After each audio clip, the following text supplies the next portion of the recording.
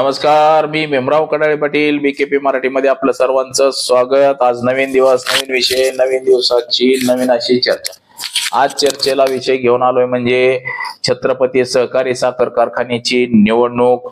उमेदवारांचा प्रचार जोरदार शिगेला पोहोचलेला आहे, परंतु अजित पवार यांच्यावरती जे नाराज असलेलं काय उमेदवार आहेत तसंच मतदार आहेत, ही मतदारांची नाराजगी दूर कधी होणार आणि अजित पवारांच्या पॅनलचा विजय होईल का अजित पवारांच्या पॅनललाच झटका बसतोय, असं एकंदरीत इंदापूर छत्रपती कारखान्याच्या निवडणुकीचा बघा जोरदार अशी अजित पवार गटाकडून तयारी करण्यात आलेली आहे। तर आता काय होईल या निवडणुकीत सांगता येणार नाही अशी परिस्थिती आहे। तर त्याच विषयाची आज चर्चा घेऊन आलोय। तर सर्वप्रथम चर्चा सुरू करण्या अगोदर जर आपण चॅनल सबस्क्राईब केलं नसेल तर चॅनल सबस्क्राईब करावा ही सर्वांना विनंती। आणि चला चर्चेला सुरुवात करूया।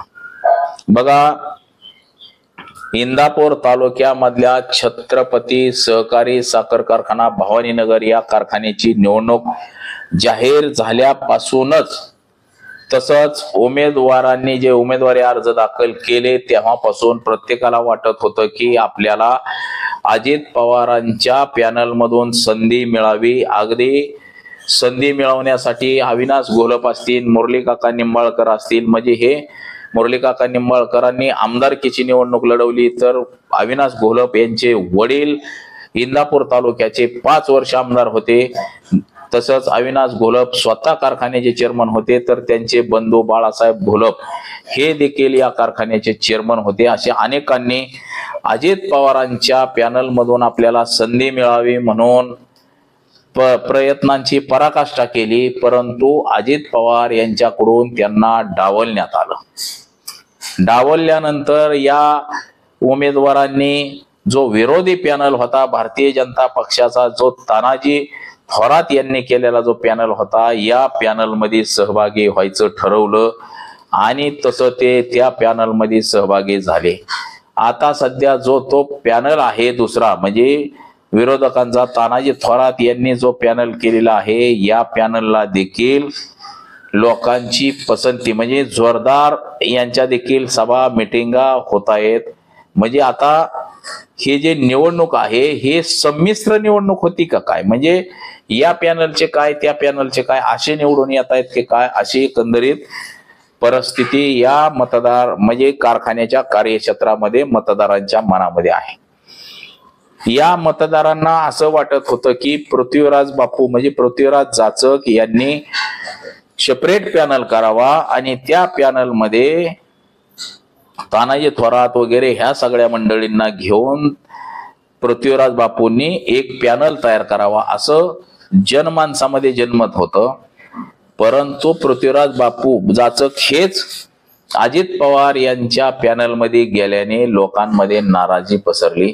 लोकांना वाटत होतं की अजितदादा यांच्या ताब्यातला हा कारखाना अनेक वर्ष झालं त्यांच्या ताब्यात आहे आणि या कारखान्यावरती जवळपास 300 कोटीपेक्षा जास्त अधिकचं कर्ज अजितदादा यांच्यामुळे झालेलं आहे। तर पृथ्वीराज जाचक यांनी जर पॅनल केला आणि तो पॅनल आपण सगळ्यांनी जर निवडून दिला तर मात्र कुठंतरी कारखान्यावरलं कर्ज कमी होईल किंवा कारखाना व्यवस्थित चालेल असं या ठिकाणच्या लोकांना वाटत होतं। परंतु पृथ्वीराज जाचक यांनीच या पॅनलला पाठिंबा दिला आणि त्या पॅनल मध्ये जाऊन उमेदवारी मिळवल्यामुळं अनेकांची घोर निराशा झाली। आता या कारखान्याचे 6 गट आहेत।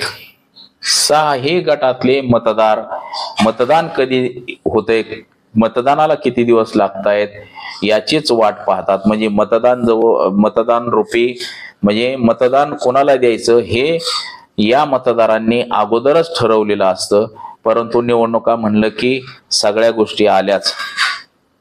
परंतु आता या मतदारसंघामध्ये म्हणजे जेवढे 6 गट आहेत, या 6 गटातल्या जवळपास बऱ्याच लोकांपर्यंत आम्ही देखील त्याचा म्हणजे फिरून सर्वे केला होता की लोकांचं मत काय आहे, लोकांना काय वाटतंय।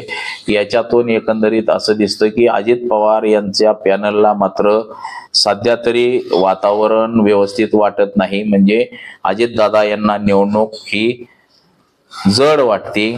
आणि जेवढी सोपी म्हणजे अजितदादा असतील किंवा दत्तामामा भरणे असतील किंवा पृथ्वीराज जाचक असतील यांना जेवढी ही निवडणूक सोपी वाटते तेवढी एकंदरीत ही निवडणूक सोपी वाटत नाही. असंच हे चित्र या मतदारसंघातल्या लोकांशी चर्चा केल्यानंतर वाटतंय. म्हणजे बघा, या कारखान्याला 30,000च्या दरम्यान मतदार, 30-32,000, परंतु त्यातल्या 22,000 लोकांना मतदानाचा अधिकार आहे. आणि निवडून येण्यासाठी मिनिमम 10,000 ते 10,000च्या दरम्यान मतदार लागतील. आणि म्हणजे मतदान काय 100% होत नाही, 80%, 90%, 70% असं मतदान होतं. आणि 80% मतदान झालं तर 10,000 मतं निवडून येण्यासाठी लागतील. परंतु आता याच्यामध्ये जे काय विरोधी पक्षामध्ये पण काय उमेदवार जे आहेत ते देखील मातब्बर उमेदवार आहेत, त्यांना देखील मानणारा वर्ग हा मोठ्या प्रमाणात आहे. त्यामुळं जर संमिश्र निवडून आलं म्हणजे ह्या पॅनलचे काय त्या पॅनलचे काय असे जर निवडून आले तर मात्र आश्चर्य वाटायला नको. कारण की ज्यांना तिकीट मिळालं नाही अजितदादा यांच्या पॅनलमधून तेच विरोधात जाऊन उभे राहिलेले आहेत. त्याच्यामुळं आणि त्यांचं देखील त्यांना देखील मानणारा मोठ्या प्रमाणात असा मोठा वर्ग आहे. त्यामुळं त्यांच्या देखील भूमिकेवरती सगळ्यात मोठी म्हणजे त्यांची देखील भूमिका ही महत्वाची आहे.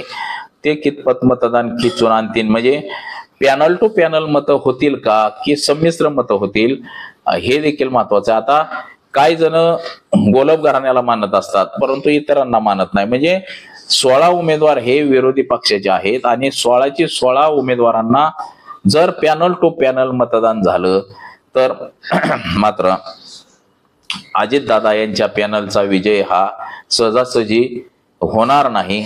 त्यांना त्यांच्या पॅनलला देखील आडकाट्याच खाव्या लागतील असं एकंदरीत या कार्यक्षेत्रांमध्ये कारखान्याच्या कार्यक्षेत्रामध्ये तसंच सभासदांमधले वातावरण एकंदरीत दिसतंय. तर बघा, आता प्रचार तर जोरदार सुरू आहे. बापू असतील किंवा भरणे मामा असतील किंवा अजितदादा देखील लक्ष ठेवून आहेत. हे पॅनलचे जे सगळे पॅनल प्रमुख आणि जे उमेदवार आहेत हे आपापल्या पद्धतीनं लोकांच्या घरी जाऊन मतं मागण्याचं काम सध्या जोरात त्यांच्याकडून सुरू आहे. तर येणाऱ्या काळातच आपल्याला कळेल की काय होईल. तर बघा, आज एवढंच.